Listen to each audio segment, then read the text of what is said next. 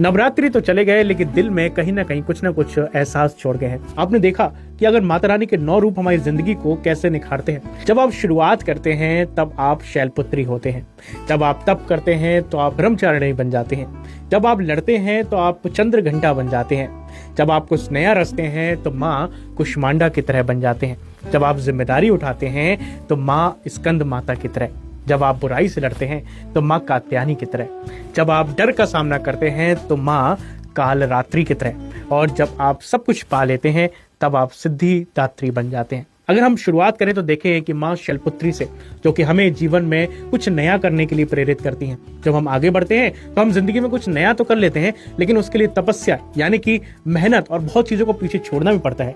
वही माँ ब्रह्मचारिणी ने हमको सिखाया। तीसरे दिन आते हैं ना, तो आपने कोई नई शुरुआत की है, आपने तपस्या भी कर ली, लेकिन कभी कभी आपके ऊपर संकट आते हैं, तो माँ चंद्रघंटा हमें उनसे लड़ने के लिए सिखाती हैं। और जब आप जिंदगी में कुछ नया रचने की कोशिश करते हैं, कुछ यूनिक करने का कोशिश करते हैं, तो वो माँ कुष्मांडा हमें सिखाती हैं। लेकिन श्रोताओ, जब जिंदगी आगे बढ़ती है तो हमारे साथ जिम्मेदारियां भी बढ़ती हैं। जैसे आज आपके पास तमाम जिम्मेदारियां होंगी, तो उन जिम्मेदारी को कैसे निभाना है वो माँ स्कंद माता हमको सिखाती हैं।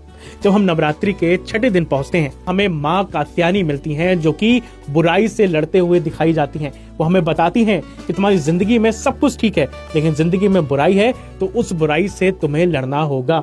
अगर हम नवरात्रि के 7वें दिन आते हैं तो माँ कालरात्रि मिलती हैं, जो कि हमें बताती हैं कि बेटा, तुम्हें अगर जिंदगी में लोग खराब मिले, तुम्हें जिंदगी को परेशान करें, तो तुम्हें इतना मासूम नहीं रहना होता, तुम्हें अपना रूप परिवर्तित करना पड़ता है। नवरात्रि के 8वें दिन अगर आते हैं, माँ महागौरी से मिलते हैं, जो कि हमें बताती हैं कि जिंदगी में हमेशा अपने आप को निखारना होता है।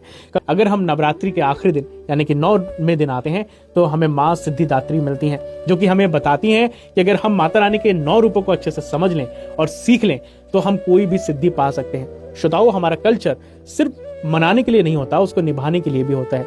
माता रानी के 9 रूप हमें बताए कि जिंदगी में कैसे आप कुछ कर सकते हो। जिंदगी में आगे बढ़ते रहिए, साथ ही में मुझे फॉलो भी करते रहिए। फिर मिलेंगे, बाय बाय।